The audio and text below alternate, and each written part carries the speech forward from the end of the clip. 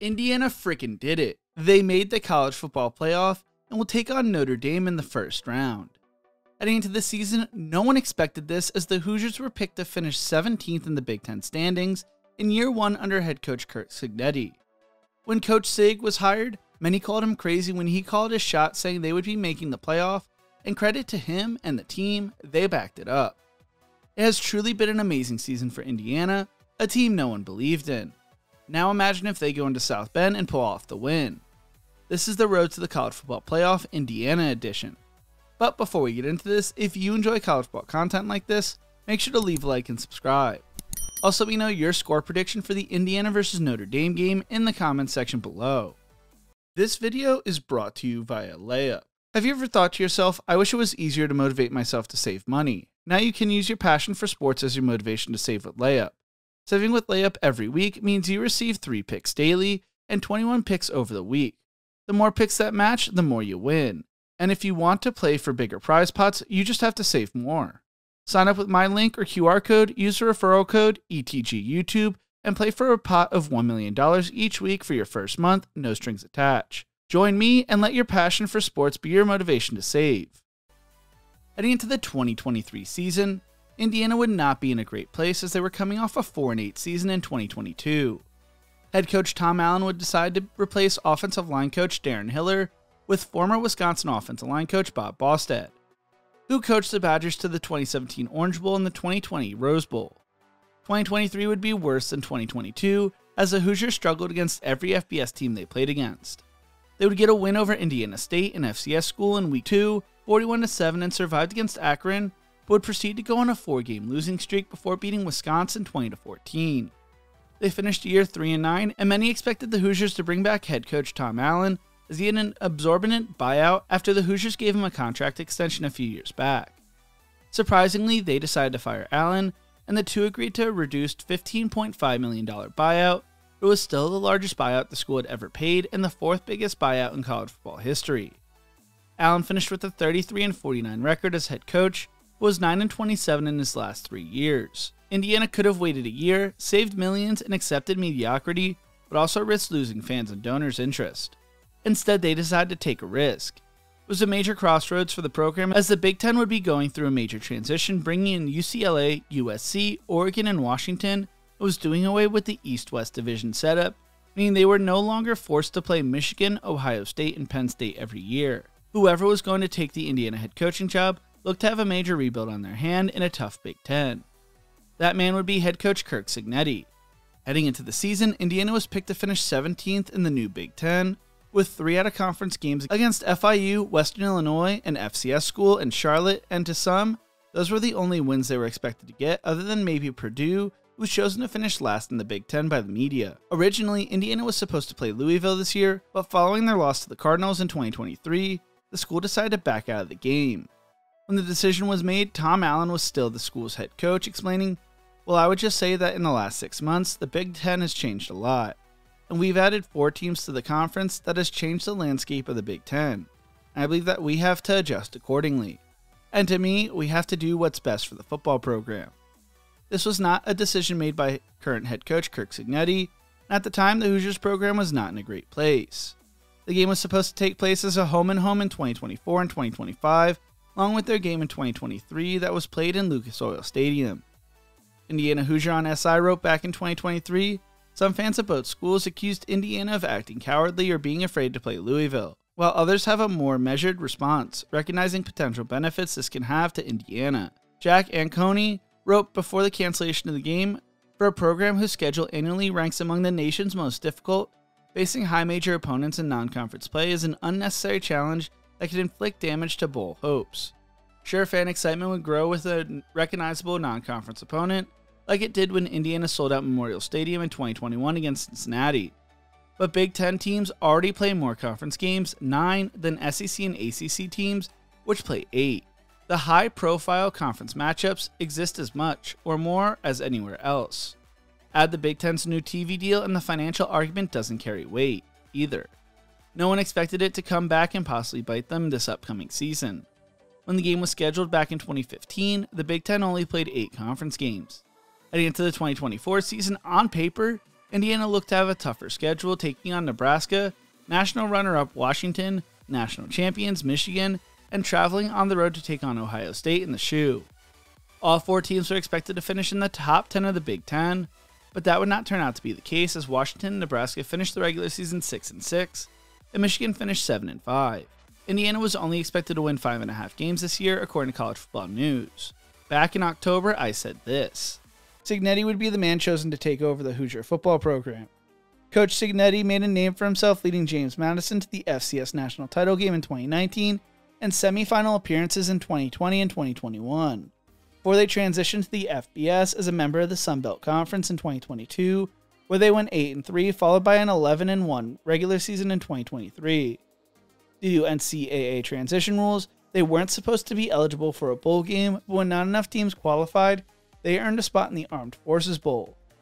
Cignetti finished his James Madison career going 52-9, but also found success at Indiana University of Pennsylvania, going 53-17, and at Elon going 14-9. An overall coaching record of 119-35. His father also worked under Bobby Bowden at West Virginia. When Cignetti arrived, he got right to work telling the press, "I leave in the dark, I get home in the dark. Been a lot of 4:30, 5 a.m. mornings till 10:30, 11:30 at night. Was even in the office at 12:30 one night. Haven't done that since like 1986, but it was crunch time. It had to be done." He focused on retaining guys like Donovan McCulley, who entered the transfer portal this week, and running back Trent Howland. He brought in 10 players from James Madison, as well as quarterback Curtis Rourke from Ohio and running back Justin Ellison from Wake Forest.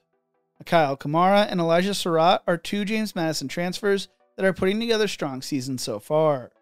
Cignetti explained his motivation, saying, "What drives me is winning, but we win the right way. I think I'm one of the top winningest active coaches in college football. I think I'm in the top 7. I don't plan on that changing here at Indiana."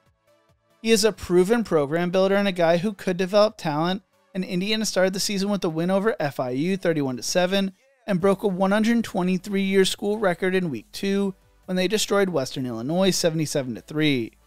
Cignetti explained, "I was trying to get a lot of people into the game. We were trying to run there, and I wanted to give the third quarterback a chance to throw at once. So we did what we could to keep the score down, but I didn't want to let them play down to the standard. And I thought we responded to the message really well." Indiana's previous scoring record was when they beat Franklin College 76-0 in 1901.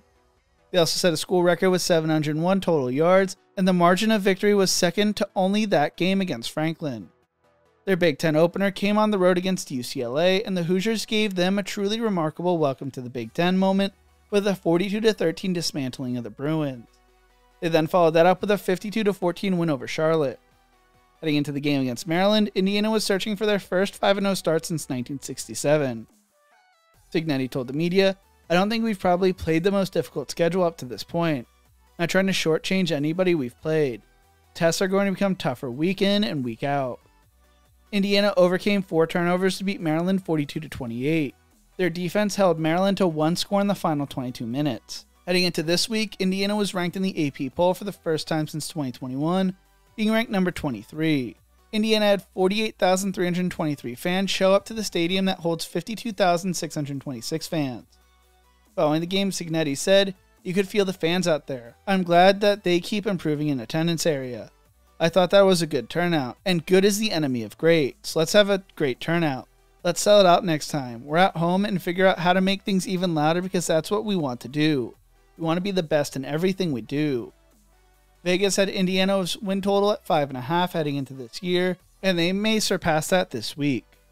Indiana football has won 8 games only in the last 30 years. Hoosiers have won 9 games just twice in their entire history. When it comes to the college football playoff, according to Bleacher Report, they had them ranked suddenly shockingly relevant following Week 4 of the season.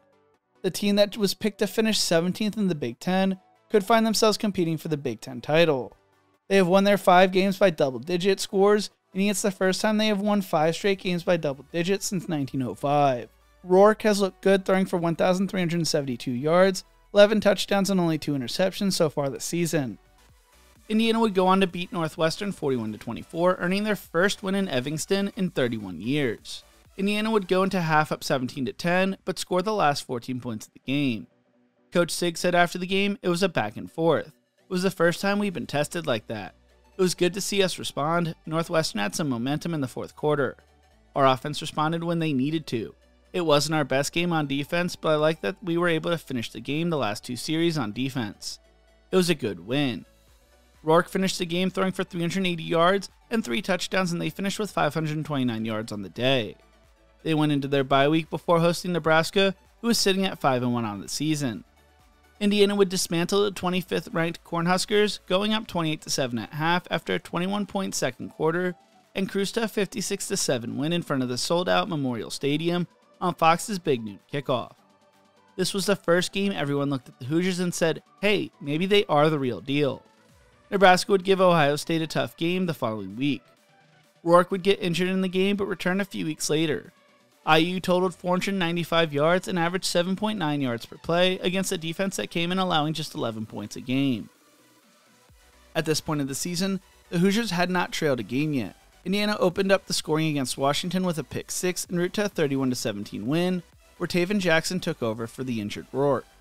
It would be the first time starting 8-0 in a season since 1967, when they won a share of the Big Ten and played in the Rose Bowl. They then traveled to Michigan State, where for the first time this season, they would trail in a game going down 10-0 after one quarter. They would regroup in the second quarter, scoring 21 points en route to a 47-10 win over the Spartans with the return of Rourke, who threw for 263 yards and 4 touchdowns. The Hoosiers had 7 sacks and held Michigan State to -36 rushing yards, starting a season 9-0 for the first time in school history, and even winning 9 straight games in school history. Not the 1945 Big Ten title squad or the 1967 team can say they did that. It was also their 7th time scoring 40 points in a game, setting a new school record. The number 8 ranked Hoosiers would then host Michigan in a game that would turn into a dogfight, although Indiana took a 17-3 lead into half. With the way Michigan had played all year, it looked like Indiana was going to run away with another one. But the Wolverines would crawl themselves back into it, shutting Indiana out in the third quarter and making 2 field goals to go into the fourth quarter, only down 17-9. With 9:35 left, Michigan would score their first touchdown of the day but failed on the 2-point conversion to trail 17-15. Remember Scott Fisher and some of his friends texting me stressed out for this game, but Indiana would hold on to win, icing the game with the late field goal to move to 10-0 with a 20-15 win. In the final minutes, clinging to the 5-point lead against a program IU had beaten just 3 times since 1966, the defense got the stop it had to have, forcing 4 straight incompletions. Coach Sig said after the game, a gutty win. There were no style points, but Indiana's 10-0 and has a week off. Coach Cignetti will have a day off. They would head into their second bye week of the season before a crucial matchup against Ohio State. Indiana would battle Ohio State tough through most of the first half before a blocked field goal led to a Buckeyes touchdown with 21 seconds left in the half to go into the break down 14-7. Caleb Downs would return a punt for a touchdown and the Buckeyes scored again in the third quarter, going up 31-7 midway through the fourth.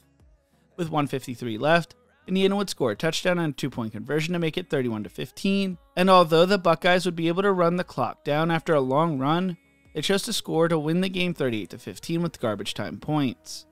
Indiana suffered their first loss of the season to move to 10-1, with some questioning whether they should still make the college football playoff due to their strength of schedule. Indiana would drop to number 10 in the rankings and would be helped out by a few upsets as they cruised to a 66-0 win over Purdue to lock themselves into the playoff. In 12 games, IU had 10 blowout victories, surpassing 40 points 8 times and 30 points 10 times. It held 5 opponents to 10 points or fewer, and led the Big Ten in average victory margin at nearly 30 points a game, and reached as high as number 5 in the national polls. They will take on in-state rival Notre Dame as the 10th seed in the first round of the college football playoff. The 2 in-state programs have only played once in the last 66 years, with Notre Dame winning in South Bend 49-27 in 1991, their first game of their NBC contract. This game will not be played on NBC though, but instead on ABC Friday, December 20th at 8 p.m. Coach Sig plans to be around for a long time as well, signing a contract extension in November, and they should be an exciting team to watch for years to come. What do you think? What is the final score of the Notre Dame-Indiana game? Let me know in the comment section below. If you enjoyed this video, make sure to check out one of my other videos, YouTube Things You Will Love right here. Thank you so much for watching, and as always, remember to embrace the grind.